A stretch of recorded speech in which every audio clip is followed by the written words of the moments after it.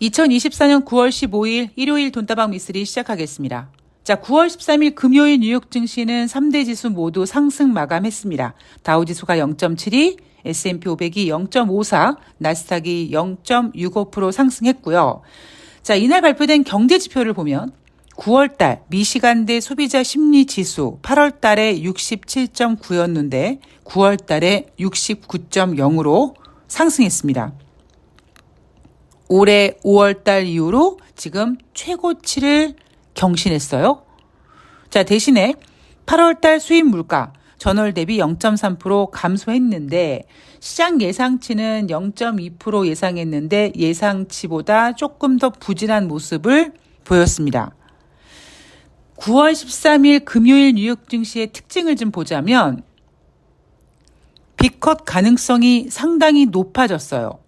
9월달 FOMC 회의에서 50bp 인하할 확률이 전일 15% 안팎에서 51%까지 올라왔습니다. 지금 현재 25bp를 인하하느냐 50bp를 인하하느냐 지금 비슷비슷합니다. 연준의 전현직 인사들이 빅컷 가능성을 시사했고 그다음에 윌리엄 더들리 전 뉴욕 연방은행 총재죠. 50bp 인하를 주장할 수 있는 강력한 논거가 있다라고 얘기하면서 50bp 인하 지지 선언을 했습니다. 자, 그래서 금요일 뉴욕 증시는 25bp가 아니라 50bp 인하할 수 있겠네라는 약간 흥분 모드를 만들면서 한 주를 마무리했어요. 자, 저는 이제부터 금리 인하에 대한 이야기를 좀 본격적으로 해볼까 합니다. 제가 앞에 방송에서 8월 달과 9월 달 주식시장의 패턴에 대해서도 여러분들한테 소개해드렸고요. 그리고 8월 초에 튀어나온 경기 침체 의미와 9월 초에 튀어나온 경기 침체 의미가 어떻게 다른지도 설명을 해드렸습니다. 자, 저는 9월 달 연준이 50bp 금리를 인하할 것이다 라고 말씀드렸습니다. 대신 전제 조건이 있었어요. 서프라이즈. 자, 거기에 대한 이야기를 다시 한번 정리해 볼까 합니다. 우선 8월 초 경기 침체 우려가 튀어나온 이유는 8월 초에 발표된 7월 달 고용 지표가 매우 부진했고요. 4월 달, 5월 달 비농업자 고용자 지수도 각각 5만 건씩 하향 조정했습니다. 그러니까 고용 지표가 부진했죠. 그러자 8월 5일 경기 침체 우려가 툭 시장에 튀어나오면서 뉴욕 증시, 대한민국 주식시장 엉망진창이 됐습니다. 그때 나온 경기 침체는 미쓰리는 이미 7월 달에 알고 있었어요. 제가 계속 말씀드렸죠. 9월 달에 50bp 금리 인하를 해야 된다. 왜? 25bp 금리 인하 해봤자 그거 누구 코에 갖다 붙이느냐? 그러면 50bp 금리 인하를 끌어내기 위해서 8월 달에 경기 침체가 툭 튀어나와서 우리가 조금 고통스럽지만 그냥 어쩔 수 없이 견뎌야 된다. 세상엔 공짜가 없으니까. 이런 얘기를 계속 해드렸어요. 미쓰리는 알고 있었고 돈다방 미쓰리를 청취하신 여러분들도 8월 초에 경기 침체 이야기 나올 때 미쓰리가 의미했던 게 이런 거였구나 라고 알고 계셨겠지만 돈다방 미쓰리를 듣지 않는 분들은 8월 초에 나타난 경기 침체에 까무라치셨죠. 그러자 미국은 다시 주간 신규 실업수당 청원 건수를 쭉 끄집어와서 봐라. 전주 대비 17,000건 감소했지 미국 경기 침체 아니야. 걱정하지 마 라고 증시를 빠르게 회복시켜서 다우지수는 전고점을 뚫어놨습니다. 자, 그런데 9월 초에 또다시 고용지표가 발표가 됩니다. 8월달 고용지표 안 좋았어요. 그래서 또다시 경기 침체 이야기가 툭 튀어나왔습니다. 근데 제가 그랬죠. 여러분 8월달보다는 충격이 좀 적을 거예요. 왜? 주식시장이라는 녀석은 그렇습니다. 8월달에 경기 침체는 아이고 이랬는데 9월달은 저거 8월달에 나왔던 건데? 이렇게 약간 이슈에 약간 둔해지는 성향이 있거든요. 대신 9월 초에 나타난 경기 침체가 해야 될 역할은 확실하게 9월달 FOMC 회의에서 50pp 금리를 인하할 수 있게 하는 역할이었는데 문제는 뭐냐면 이번에도 마찬가지로 미국은 불편한 거예요. 경기 침체 이야기가 나오는 것도 불편합니다. 지네들도 50pp 인하하고 싶어요. 명분이 없어요. 그런데 시장이 무슨 헛소리를 하냐면 50bp 금리를 인하하면 세상에 미국 경제가 얼마나 안 좋으면 50bp씩 금리를 인하해야 돼 라고 더 실망할 것이다. 따라서 굳이 50bp가 아니라 25bp만 해도 된다라는 걸로 쭉 끌어왔습니다. 저는 아니 여러분 9월 달에 50bp 해야 될 거려? 25bp 금리 인하하면 주식시장이 더 실망할 거려? 라는 이야기를 했죠. 제가 보는 관점은 이렇습니다. 다시 작년 말로 돌아가면 작년 말에 2024년 기준금리 인하 가능성이 몰락 만들어지면서 이게 상상 임신처럼 커져서 올해 6번에서 7번까지 금리 인하 가능성이 만들어졌어요. 제가 앞에서도 한번 말씀드렸고 그때도 말씀드렸지만 아니 1년에 8번 FOMC 회의에서 6번, 7번 금리를 인하한다는 얘기는 거의 매번 FOMC 회의가 열릴 때마다 금리를 인하한다는 얘기인데 그럼 도대체 미국 경제가 얼마나 개판오분전이 될 거냐. 그래서 투자자들이 예상하고 있는 올해 6번에서 7번의 기준금리 인하는 상상 임신 같다라고 말씀을 드렸습니다. 그런데 지금 와서 갑자기 9월 달에 50bp 금리 인하하는 부분에 있어서 50bp 금리 인하면 너 미국 경제가 얼마나 안 좋으면 50bp씩 금리를 인하해야 돼 이런 생각이 생기면서 주식시장이 더 추락할 거다. 저는 이렇게 보는 분들한테 주식시장을 참 못 본다고 얘기하고 싶습니다. 제가 매번 말씀드리지만 여러분 주식시장과 실물 경제는요 다릅니다. 그래서 제가 며칠 전에 투자자들은 너무 극단적이다. 조금 빠지면 2천 깨질 것 같고 조금 오르면 3천 갈 것 같이 보는데 굳이 그렇게 볼 필요가 없다. 그냥 2,500포인트 그냥 이 자연스러움을 받아들이면 된다. 저는 이게 지금 대한민국의 딱 적당한 주제 파악이라고 몇 번 말씀드렸죠. 다우지수 같은 경우에는 8월 초에 가격 조정 받고 기간 조정 받으면서 전고점을 뚫었습니다만 대한민국 주식시장은 장중에 2,400을 깨는 모습이 나타났고 어느 정도 반등을 했지만 지금 현재 2,500포인트에 머물러 있는 거죠. 앞으로도 당분간 저는 이 상태를 유지할 거라고 생각을 합니다.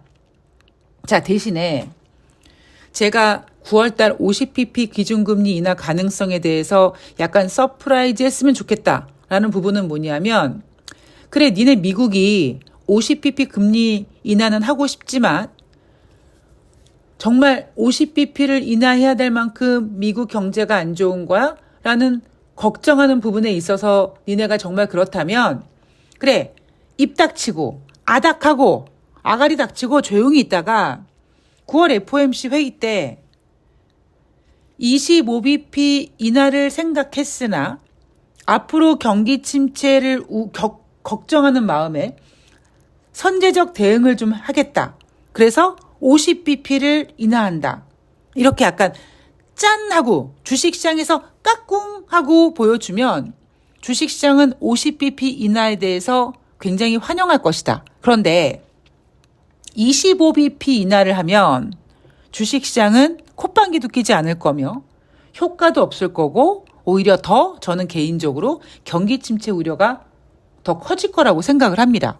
왜냐하면 물론 이럴 수 있어요. 어떤 분께서 이번에 25bp 금리 인하하고 다음 회의 때 또 인하한다라는 얘기를 할 것 같다라고 예상해 주신 분도 계신데 물론 저도 그런 가능성은 열어놓고 있습니다만 주식시장에서는요. 그렇게 지리멸렬한 거를 별로 좋아하지 않거든요. 그러니까 제롬 파월 연준 의장이 25bp 인하하고 다음번에 또 인하할게 라고 얘기할 수 있는 가능성도 배제할 수 없지만 그 시나리오조차도 주식시장은 별로 좋아하지 않을 거라는 거죠.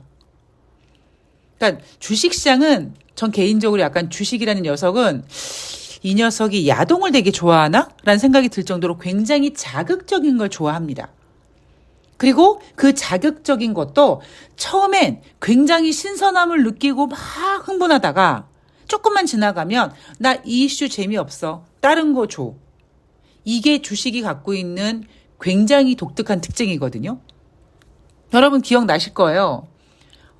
작년 3월 달에 미국의 실리콘밸리 뱅크 사태 터졌을 때도 제가 이거 리먼 사태처럼 퍼지지 않을 거다라는 말씀 드렸고, 예전에 2022년 초인가요? 러시아와 우크라이나 전쟁 터졌을 때도 제가 그때가 아마 전쟁이 1월 말인가 2월 달에 터져서 매일매일 뉴욕 증시에서 러시아가 우크라이나를 뭐 공격하고 어쩌고 했을 때 제가 이거 여러분 한 4월 달 정도 되면 뉴욕 증시 마감 현황에서 이 우크라이나와 러시아의 전쟁 이야기는 나오지도 않을 것이다 라는 이야기를 해드렸고, 그게 실화가 됐잖아요.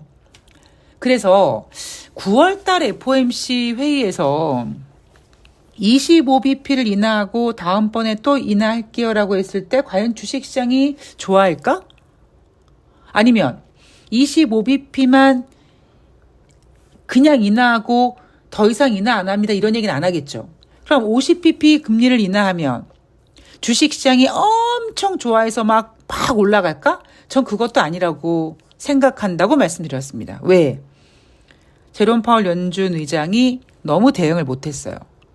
제가 다시 여러분들의 기억력을 되새겨드리면 맨 처음에 2022년도인가요?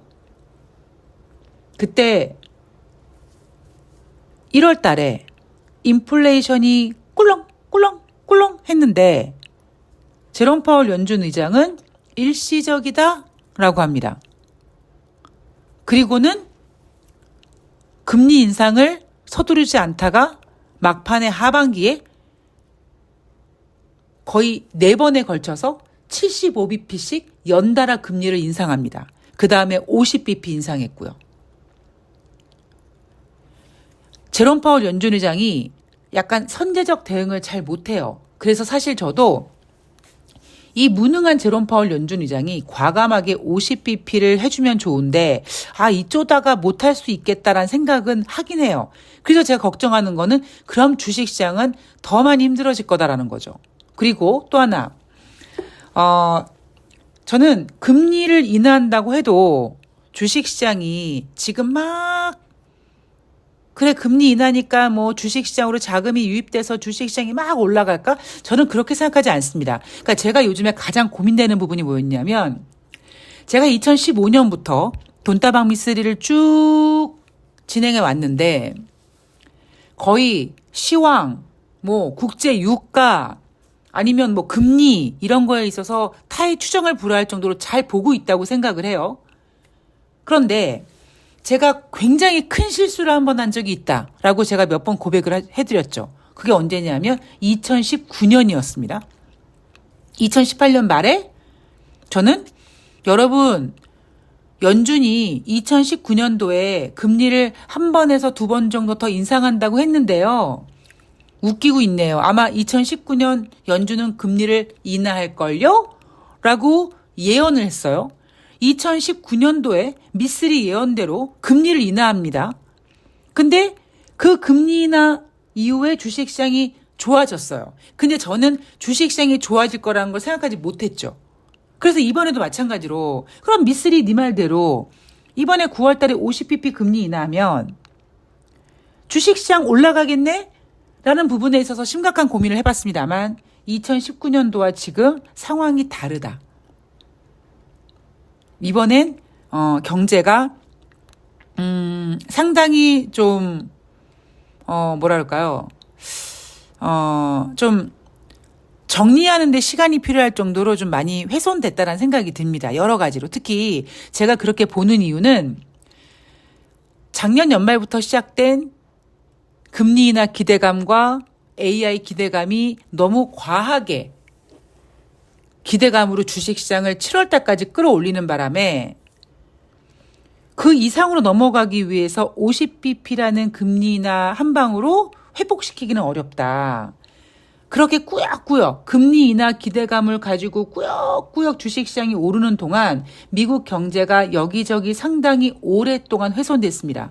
제가 종종 그러죠. 미쓰리 머릿속에는 모는 종이가 그려져 있고 그 모는 종이에는 미국의 경제 지표가 쭉 점 찍혀서 선을 이루고 있는데 어떤 녀석은 20개월 전부터 정점을 찍고 우하향 곡선을 그리고 있고 어떤 녀석은 한 12개월 전부터 정점을 찍고 우하향 곡선을 그리고 있다. 그럼 이미 미국은요. 1년 반, 1년 6개월 그 이상부터 정점을 찍고 우하향 곡선을 그려왔습니다. 그런데 미국은 그거를 부정했어요. 저는 그 부분이 50bp 금리를 인하한다고 해서 주식시장이 다시 뜨거워지는 장이 되기는 좀 어렵다고 보고 있고요. 특히 대한민국 같은 경우에는요.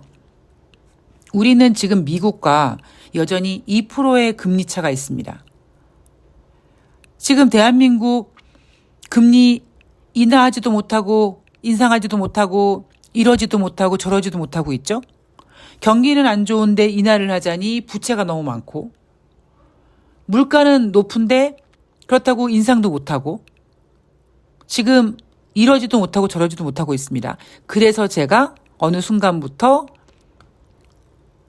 뉴욕 증시와 대한민국 주식시장이 따로 국밥으로 움직일 것이다 라는 이야기를 해드린 게 바로 그런 부분입니다.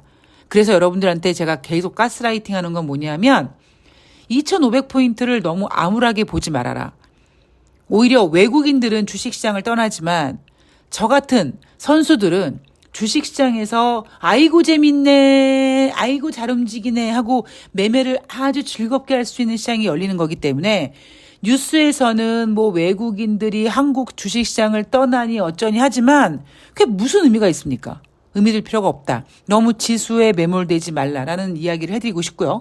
또 하나 여러분들께 좀 전해드리고 싶은 얘기 뭐냐면 9월 13일 미시간대 9월달 소비자 심리지수가 8월달에 67.9에서 9월달에 69.0으로 상승했잖아요. 올해 5월 이후로 최고치잖아요. 여러분 이 소비자 심리지수는 진짜 지금 미국 경기가 좋아서 소비자 심리지수가 좋은 걸까요? 아니면 금리 인하가 기대가 커졌기 때문에 그 심리가 미리 소비자에게 반영된 걸까요? 후자거든요. 주식시장이 뜨거워지면 미국 국민들은 지갑을 연다. 제가 이런 이야기 해드렸잖아요. 왜? 주식은 심리이기 때문에 지금 당장은 어려워도 지금 주식이 좋네? 그러면 이 주식이 이제 계산해보고 저 올라갈 거니까 내가 뭘 사고 싶은데 지금 한번 질러볼까? 할부로 사볼까? 이런 생각을 하게 된다고 제가 말씀을 드렸잖아요. 지금 미국의 미시간대 소비자 심리지수가 잘 나오는 이유는 미국의 기준금리 인하 기대가 심리에 반영돼서 잘 나오는 겁니다. 즉 지금 미국 경제는 좋지 않아요. 뭐 8월달 수입 물가 예상보다 부진했다. 그리고 뭐 주택 지표도 마찬가지고 9월 17일 소매 판매가 발표가 되거든요. 근데 그때는 이제 FOMC 회의 돌입을 한 기간이기 때문에 사실 9월 달에 발표되는 8월 달 소매 판매는 그게 큰 의미는 없습니다. 자, 오늘은 일요일이고요. 제가 웬만하면 이제 다음 주 증시 분위기를 짚어드려야 되는데 아주 재밌게 우리나라 주식시장은 수요일까지 열리지 않고요. 우리나라 시간으로 목요일 새벽 FOMC 회의 결과가 나옵니다. 그러니까 대한민국 주식시장은 아마 뉴욕 증시는 다음 주 초반에 50bp 기준금리 인하 가능성을 키우면서 아마 상승하려고 분위기를 잡을 거예요. 그 기간 동안 대한민국 주식시장은 추석 연휴이기 때문에 꼭 잡혀 있다가 그 결과 19일 새벽에 발표되는 FOMC 회의 결과를 우리는 목요일 주식시장에 고스란히 반영시킬 밖에 없는 거죠. 그래서 이번 주는 어차피 뉴욕 증시는 제가 매일매일 리딩을 해드릴 거고 대한민국 주식시장은 19일이 돼야지만 다시 열리기 때문에 주간에 대한 그림은 생략하고 뉴욕 증시, 대한민국 주식시장이 쉬는 동안 뉴욕 증시를 조금 더 면밀하게 잘 체크해서 여러분들에게 전해드리도록 하겠습니다. 오늘 방송 되게 그냥 가볍게 했거든요. 왜냐하면 여러분들 다 알고 있는 얘기고, 그다음에 정말 중요한 9월달 FOMC 회의에서의 50bp 인하 되냐 마냐는 뚜껑을 열어봐야 됩니다. 단지 그 과정을 쭉 한 걸음 한 걸음 걸어가는 가운데 미쓰리는 처음부터 9월달 50bp 기준금리 인하 가능성을 제시했고, 증시는 25bp 예상했다가 지금 갑자기 50bp 비컷이 커졌어요. 이 분위기를 다음 주까지 끌고 갈 것 같아요. 그래서 뭐 특별하게 뭐 달라진 내용이 없어서 사실 오늘 방송을 그냥 제낄까 하다가 그래도 뉴욕 증시는 짚어봐야 된다고 생각해서 오늘 방송을 해드렸고요. 주간 증시는 이번 주는 제끼겠습니다. 대신 우리나라 주식시장이 쉬는 동안에 뉴욕 증시 조금 더 면밀하게 정리해 드릴 거고요. 9월달 FOMC 결정 이후에 과연 주식시장이 어떻게 방향을 잡을지도 조금 더 제가 열심히 분석하고 고민해 보도록 하겠습니다. 자, 연휴 잘 보내시고요. 저는 월요일 뉴욕 증시 가지고 찾아뵙도록 하겠습니다. 고맙습니다. 즐거운 한가위 추석 되세요. 아프지 마시고요. 고맙습니다.